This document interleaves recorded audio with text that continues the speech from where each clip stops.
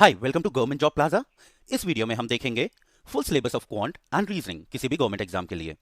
अधिकतर देखा गया है जितने भी गवर्नमेंट एग्जाम्स होते हैं इंडिया में, उसमें जो टॉपिक्स आते हैं टॉपिक्स सेम होते हैं, बस डिफिकल्टी लेवल उसका लो से हाई जाता है। अगर मैं बात करूं बैंक की रीजनिंग की, एसबीआई पीओ की, तो रीजनिंग का डिफिकल्टी लेवल काफी हाई होता है। वही रीजनिंग आपकी एसएससी में देखी जा सकती है प्री में, बट रीजनिंग का लेवल लो होता है।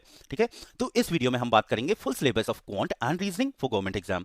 चलिए आगे बढ़ते हैं और देखते हैं टॉपिक्स को। सबसे पहले हम बात करेंगे क्वांट के टॉपिक्स की। क्वांट बहुत ही इंपॉर्टेंट एक सेक्टर है, आपका एक सेक्टर कवर करता है। अगर आप क्वांट कवर कर लेते हैं तो आप बहुत ही मेजर सेक्टर अपने किसी भी गवर्नमेंट एग्जाम का कवर कर सकते हैं।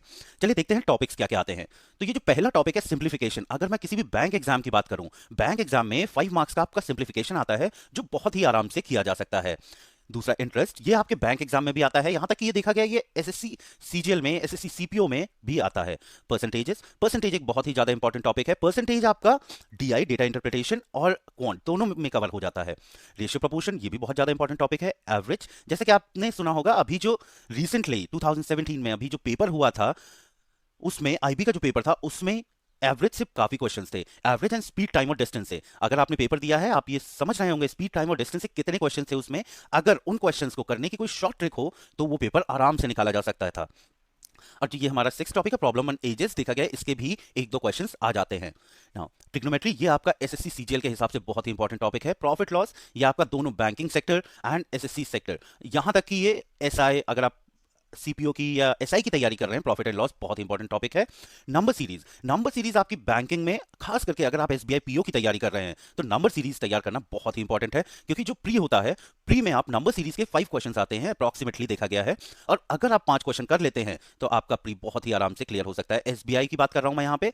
Now the second is number system है। नंबर सिस्टम भी एक बहुत इंपॉर्टेंट टॉपिक है, बट इससे देखा गया है इतने क्वेश्चन नहीं आते हैं।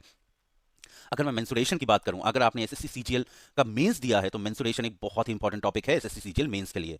डेटा इंटरप्रिटेशन, डेटा इंटरप्रिटेशन क्या है? डेटा इंटरप्रिटेशन इन सारे टॉपिक्स को कवर करके डेटा इंटरप्रिटेशन बनता है। डेटा इंटरप्रिटेशन में आपसे परसेंटेज के क्वेश्चन पूछे जा सकते हैं, आपका रेशियो एंड प्रोपोर्शन से क्वेश्चन आ सकते हैं। डेटा इंटरप्रिटेशन में यहाँ पे आपको एक डेटा दिया होता है जिसका आपको परसेंटेज निकालना होता है। वो परसेंटेज से भी रिलेटेड हो सकता है, वो रेशियो प्रोपोर्शन से भी रिलेटेड हो सकता है, एवरेज से भी रिलेटेड हो सकता है, और टाइम और वर्क से भी रिलेटेड हो सकता है। तो ये सारे अगर चैप्टर आप कवर करते हैं तो ये जो आपका डेटा इंटरप्रिटेशन है ये ऑटोमेटिकली कवर हो जाता है।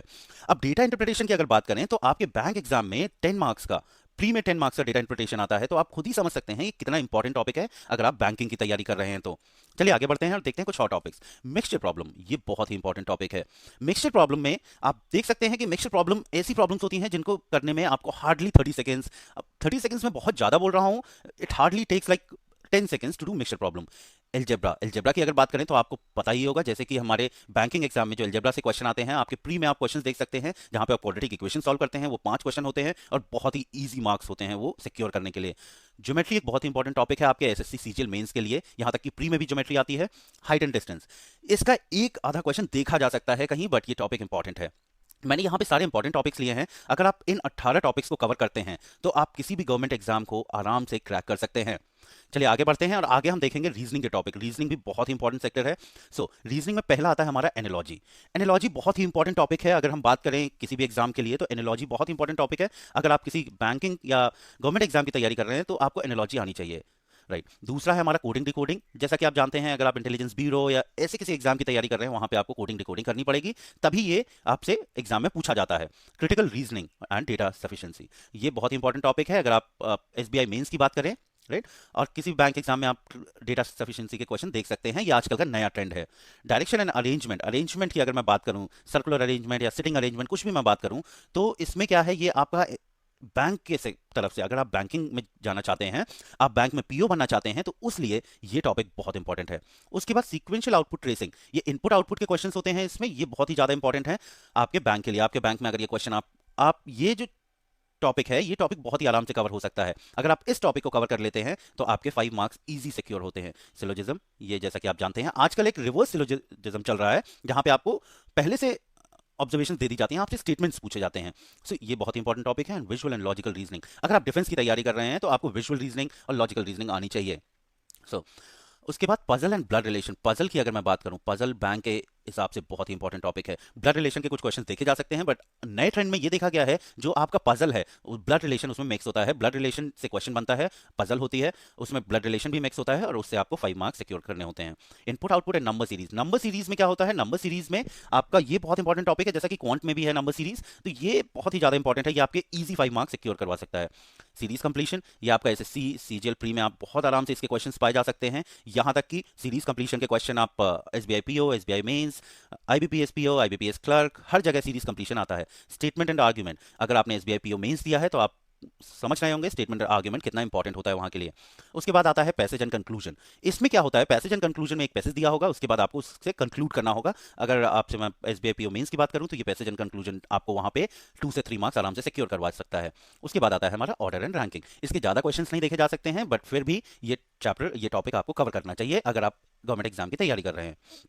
चलिए आगे बढ़ते हैं। अब देखते हैं आईबीपीएस पीओ प्री में क्या आया था। यहाँ पे आपका क्या होता है, रीजनिंग के आपके 35 क्वेश्चन होते हैं और इसके मार्क्स होते हैं 35। ये मैं 2017 की बात कर रहा हूँ। और क्वांट के आपके क्वेश्चन होते हैं 35, आपको मार्क्स मिलते हैं 35।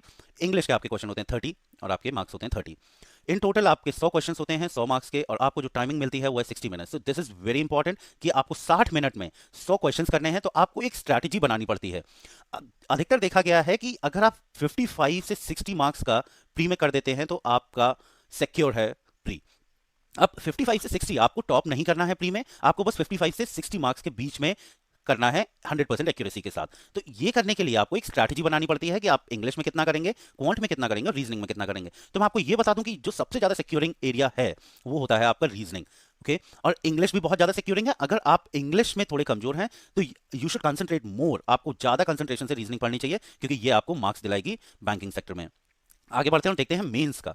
मेंस का क्या पैटर्न होता है, मेंस में आपके रीजनिंग एंड कंप्यूटर एप्टीट्यूड के 45 क्वेश्चन आते हैं। मैक्सिमम मार्क्स उसमें 60 होते हैं, 45 क्वेश्चन अगर आप करते हैं आपको 60 मार्क्स मिलेंगे, और टाइम जो अलॉटेड होता है वो 60 मिनट्स। पहले क्या होता था, पहले आप मूव कर सकते थे रीजनिंग से डेटा इंटरप्रिटेशन इंग्लिश पे, बट अब क्या है, अब ये लिमिट कर दिया गया, आपको 60 मिनट मिलेंगे, उसमें आपको रीजनिंग एंड कंप्यूटर के 45 क्वेश्चन करने होंगे। इसका जो मीडियम होता है ये हिंदी इंग्लिश दोनों में होता है ना। डेटा इंटरप्रिटेशन के आपके 35 क्वेश्चन होंगे जिसमें आपको 60 मार्क्स मिलेंगे, इसका टाइम भी 60 मिनट है, ये भी दोनों हिंदी इंग्लिश में होता है। General economy and banking awareness, ये बहुत ही ज़्यादा सिक्योरिंग टॉपिक है। अगर आप बैंक की तैयारी कर रहे हैं, बहुत ही ज़्यादा सिक्योरिंग टॉपिक है ये। यहीं पे जो भी बैंक क्लियर करता है वो बैंकिंग अवेयरनेस में मार्क्स सिक्योर करता है। ये बहुत ही ईजी मार्क्स होते हैं। अगर आप करंट अफेयर्स रेगुलरली पढ़ रहे हैं, आप रेगुलरली पेपर पढ़ रहे हैं, तो आप ये 40 में से maximum 35 marks is easy secure.